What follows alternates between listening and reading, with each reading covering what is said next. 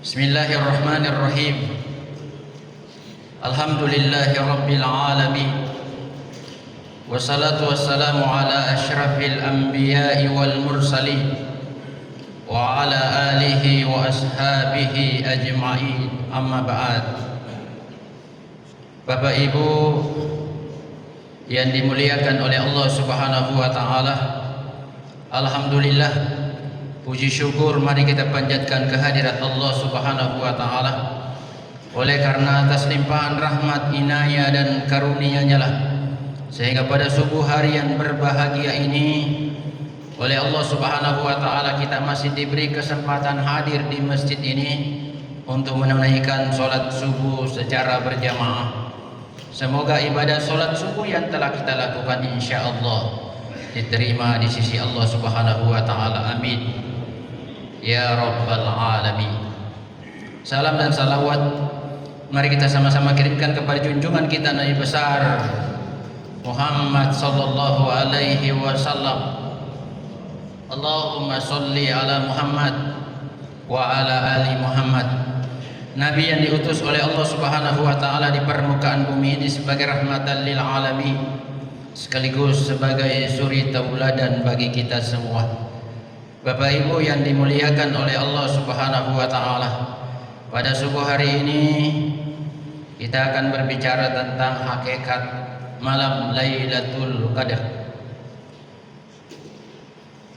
Kenapa ini penting disampaikan Bapak Ibu yang dimuliakan oleh Allah Subhanahu wa taala? Setiap datang Ramadan kita menunggu turunnya Lailatul Qadar.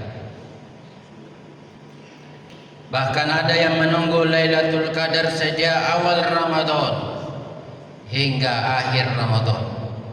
Siapa dia? Dia istiqomah di malam pertama hingga berakhir yang namanya Ramadan. Ada yang menunggu Lailatul Qadar cuma setiap malam ganjil. Ya, malam ketiga datang, malam kelima datang, sampai dia 21 datang, 23 datang, 25 datang, 27 datang, 29 datang. Malam genap biasa hilang-hilang. Ada juga yang menunggu Lailatul Qadar fokus di 10 malam terakhir. Hanya malam terakhir dia datang. Tapi memang dia sejak awal dia sudah rajin. Dia i'tikaf hanya untuk menunggu turunnya Lailatul Qadar. Kenapa mereka tunggu Bapak Ibu yang dimuliakan oleh Allah Subhanahu wa taala?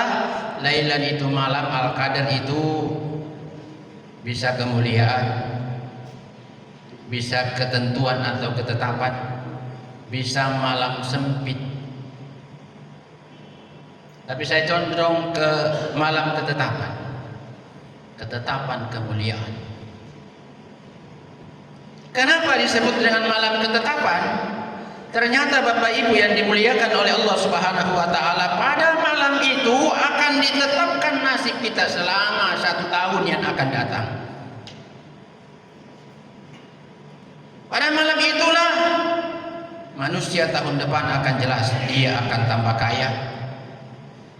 Dia semakin kuat, dia semakin sehat, dia semakin penyantun, dia semakin pemurah, dia semakin berwibawa, dia semakin berakhlak mulia. Pada malam itulah sehingga orang semua ramai-ramai datang menunggu yang namanya malam Lailatul Qadar.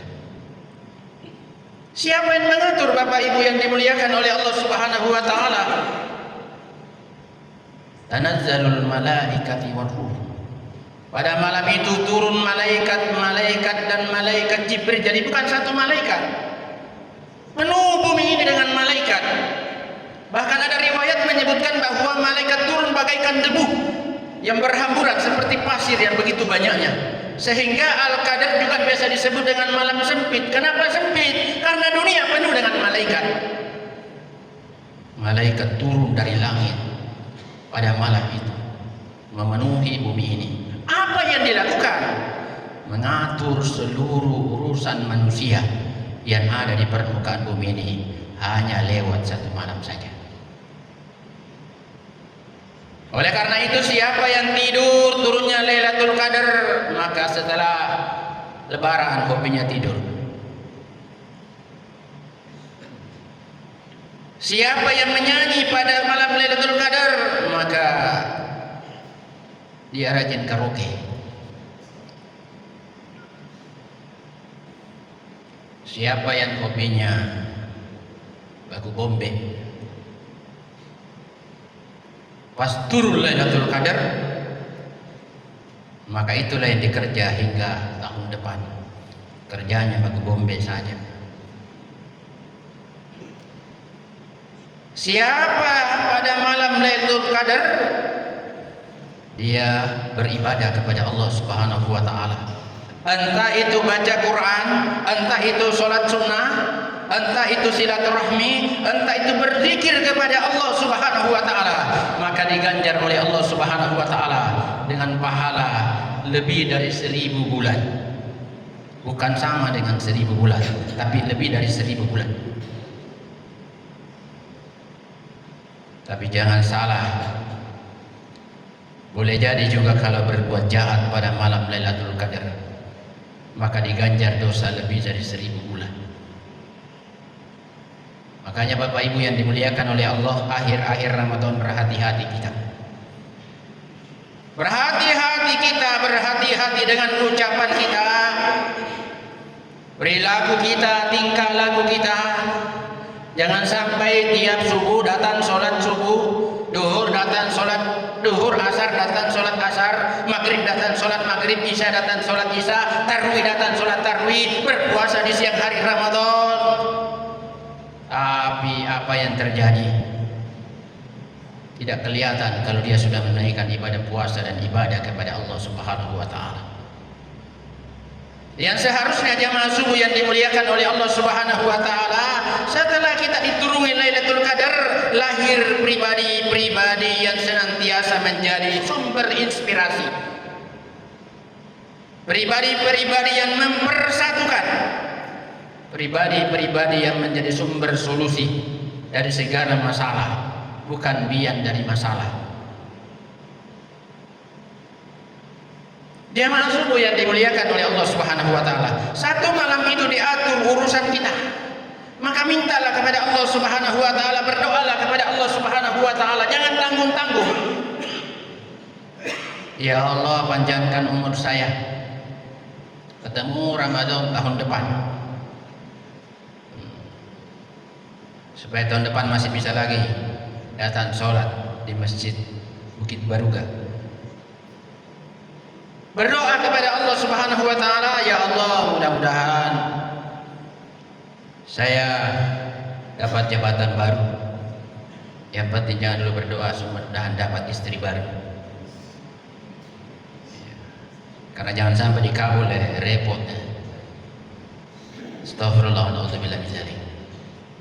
Apa yang terjadi pada malam itu Bapak Ibu yang dimuliakan oleh Allah? Salamun iya hatta matla'il fajr, kesejahteraan hingga terbit fajar. Cuma persoalannya Bapak Ibu yang dimuliakan oleh Allah, ada orang yang tidak akan diturunkan Lailatul Qadar. Walaupun dia rajin ibadah, walaupun dia menunggu Lailatul Qadar dari awal sampai akhir Ramadan, walaupun dia i'tikaf di masjid, tidak akan diturunkan Lailatul Qadar. Siapa dia? Dia yang durhaka kepada kedua orang tuanya. Kalau durhaka kita kepada kedua orang tua kita, tidak akan turun Lailatul Qadar kepada kita. Makanya biasa saya sampaikan bahwa sebelum datangnya Lailatul Qadar, ayo kita coba ingat dengan orang tua kita. Jangan-jangan pernah kita durhaka sama beliau. Jangan-jangan pernah kita menyakiti ibu bapak kita. Jangan-jangan kita pernah melakukan hal-hal yang membuat dia menangis. sehingga kita termasuk anak yang durhaka. Sebab kenapa Bapak Ibu yang dimuliakan oleh Allah,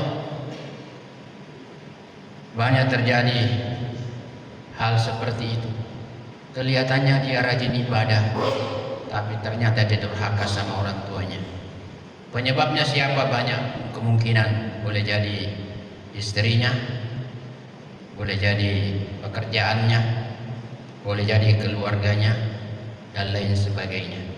Kalau Bapak Ibu pernah jalan-jalan ke panti jompo yang ada di Goa sana, Bapak tanya mereka rata-rata adalah orang tua, kakek-kakek dan nenek-nenek yang bukan tanpa anak. Mereka punya anak, bahkan ada yang punya anak sampai 5, tapi dia berada di panti jompo di masa tuanya. Kira-kira kenapa begitu? Tidak lain karena durhaka. Ketika kita tanya, "Nek, kek, kenapa ada di panti jompo ini?" Jawabannya cuma satu, itu tidak lain karena anak saya durhaka sama saya. Apalagi di zaman sekarang ini, zaman canggih. Orang kalau banyak uangnya segala hal bisa dilakukan. Maka bisalah, kalau sudah dilihat orang tuanya tidak produktif, orang tuanya tidak berdaya lagi, daripada kita repot mengurusnya, dikirim ke panti jompo. Walaupun Bapak titip uang 1 miliar di sana, tidak akan bisa membayar 1 tetes air mata ibu atau bapak kita yang jatuh karena kedurhakaan kita. Ya. Saya tanya, "Bu, Nek, kek, memangnya anaknya miskin?" Dia bilang, "Tidak, anak saya kaya, bahkan pejabat." "Kok bisa?" "Waduh, begini nak, semenjak sudah beristri, posisi saya digantikan oleh istrinya. Yang dia tidak tahu istrinya itu adalah bahwa saya yang ngidam, saya yang hamil, saya yang melahirkan, saya yang menyusui, saya yang pelihara, saya yang sekolahin dia, saya yang carikan pekerjaan dia. Tiba-tiba dia sudah jadi kerja, datang dia mengambil alih posisi saya. Dia lupa kalau itu anak saya bisa seperti itu karena saya." Lalu, ya begitulah nak. Saya di rumahnya ditaruh di kamar pembantu. Bahkan kulkasnya dikunci kalau saya datang, dan banyak hal lain, sampai saya dikirim ke panti jompo. Anak laknat Allah. Kalau orang tua sudah berdoa seperti itu, sampai bagaimanapun kita berdoa kepada Allah Subhanahu wa taala, menunggu turunnya Lailatul Qadar, tidak akan turun Bapak Ibu yang dimuliakan oleh Allah Subhanahu wa taala. Kalau orang tua kita masih hidup, telepon dia, WA dia, atau datangi dia, minta maaf. Uang tidak akan membayar jerih payah orang tua kita. Kalau perlu cium kakinya, cium tangannya. Kalau dia sudah meninggal, berdoalah kepada Allah Subhanahu wa taala. Mudah-mudahan ibu bapak kita memaafkan kita. Sebab kalau tidak, ridallahi fi ridal walidain. Ridhonya Allah tergantung kepada ridho kedua orang tua kita. Tapi sadar kita, wasuttullahi fi suttil walidain. Murkanya Allah juga tergantung kepada murka kedua orang tua kita. Oleh karena itu, mari kita cari Lailatul Qadar di akhir-akhir Ramadan. Hadis yang paling sahih adalah di malam-malam ganjil. Tapi saya sarankan jangan cari di malam ganjil saja, cari juga di malam-malam genap. Ada beberapa cara orang mencari Lailatul Qadar. Ada orang mencari Lailatul Qadar, dia mulai menghitung hari. Kapan mulai orang berpuasa? Ya, lalu dia tetapkan. Kalau hari Senin orang puasa, biasanya Lailatul Qadar turun itu pada malam-malam 23. Nah, dia menghitung begitu. Kalau hari Sabtu orang puasa, mulai puasa, biasanya Lailatul Qadar turun pada malam-malam 27. Nah, ada hari-hari bergandengan hitungannya. lantaran inginnya ketemu dengan Lailatul Qadar. Tapi kalau saya sarankan sekali lagi, tidak usah kita seperti itu hanya memanipulasi Allah saja. Carilah setiap malamnya. Kalau mau itikaf, itikaf. Itikaf itu tidak perlu, ya boleh bermalam, tapi tidak perlu bermalam juga sebetulnya. Ya, yang penting berhenti sejenak, ya antara 1 jam, 2 jam, atau 24 jam. Itu sudah termasuk itikaf, beribadah kepada Allah Subhanahu wa taala. Bagi bapak-bapak yang sibuk, jangan berkata saya tidak pernah itikaf. Kalau bapak sudah berhenti di masjid itu sudah itikaf sebetulnya. Ya, tinggal caranya itikaf itu ibadah. Jangan itikaf itu gosip. Kita tinggal di masjid 1 jam, ibadahnya cuma 20 menit. Tapi 40 menit itu bukan ibadah. Cerita kosong. Yang dicerita, oh di sana ada janda.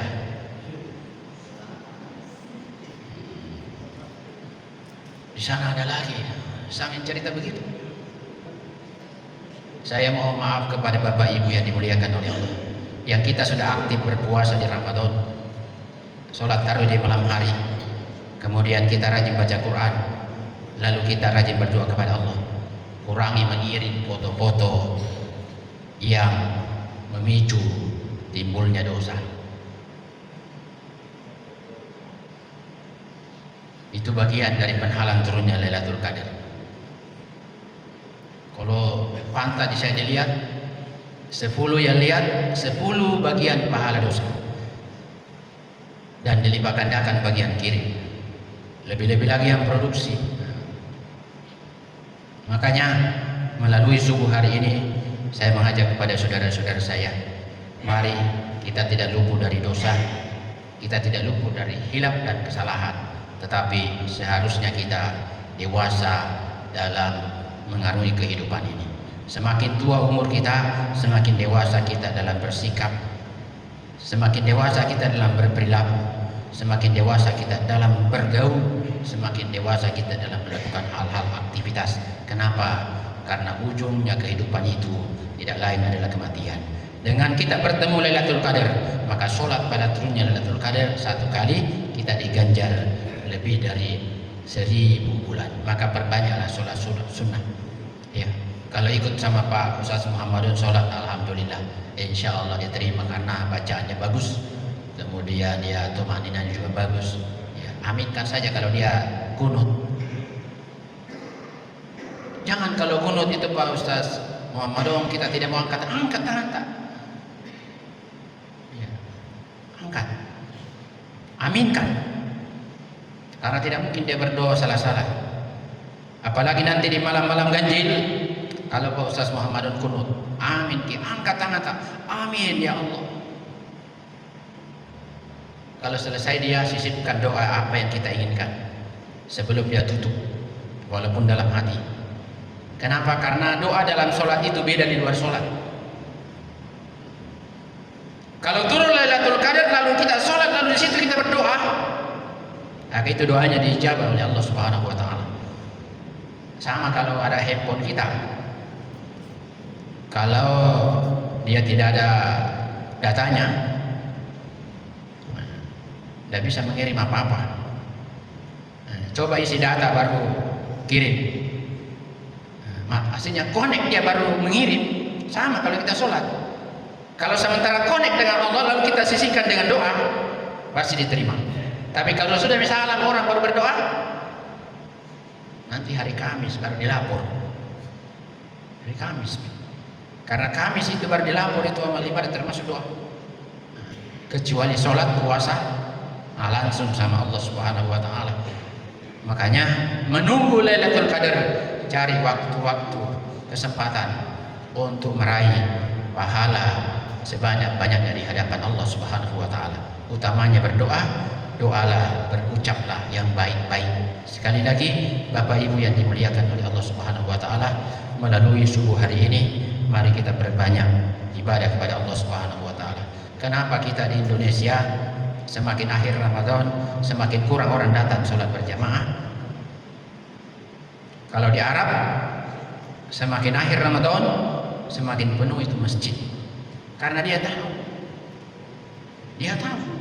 Lau ta'lamu ummati ma fi Ramadan. Kalaulah seandainya umatku tahu apa yang ada dalam Ramadan, pasti umatku meminta semua bulan yang ada itu adalah Ramadan.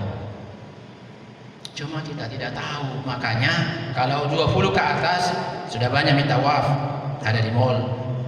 Setiap malam saya lewat, saya lihat itu di depan kafe, waduh, banyak sekali motor, banyak sekali kendaraan di depan mall. Astagfirullah, nauzubillah min dzalik. Kalau Bapak lewat di mall MP, itu masjid apa, jalan Boulevard sama jalan Panaku, apa itu satu sebelahnya? Panaku Pengayuman, banyaknya motor. Astagfirullah, nauzubillah. Oleh karena itu kita yang masih ada kesempatan, ayo jangan tinggalkan masjid sampai akhir Ramadan. Jangan tinggalkan tarawih walaupun satu malam. Jangan bilang masih ada nanti. Ya kalau hidup, kalau mati. Tidak ada jaminan kita hidup tahun depan, tidak ada. Dia bilang masih sehat itu, nah, biar sehat juga mati. Ya, jadi mari Bapak Ibu, silakan kita berusaha dan sekarang mulai cari doa-doa yang terbaik untuk dibaca pada malam Lailatul Qadar. Jangan nanti datang baru kita kasakusuk, apalagi saya mau minta ini, apalagi saya minta. Siapkan memang sekarang. Jadi sudah berzikir dan usahakan sholat tobat dulu sebelum berdoa. Sholat tobat dulu, tobat. Dosanya kita banyak. Nah, dengan sholat tobat insya Allah ibadah pada malam Lailatul Qadar itu semuanya akan dijawab oleh Allah Subhanahu wa taala. Inilah yang saya sampaikan pada subuh hari ini, karena saya mau ngantor Bapak Ibu, mohon maaf kalau ada benar itu datang dari Allah Subhanahu wa taala. Kalau salah keliru semata kekurangan saya manusia biasa mohon dimaafkan. Billahi fi sabilil haq fastabiqul khairat. Assalamualaikum warahmatullahi wabarakatuh.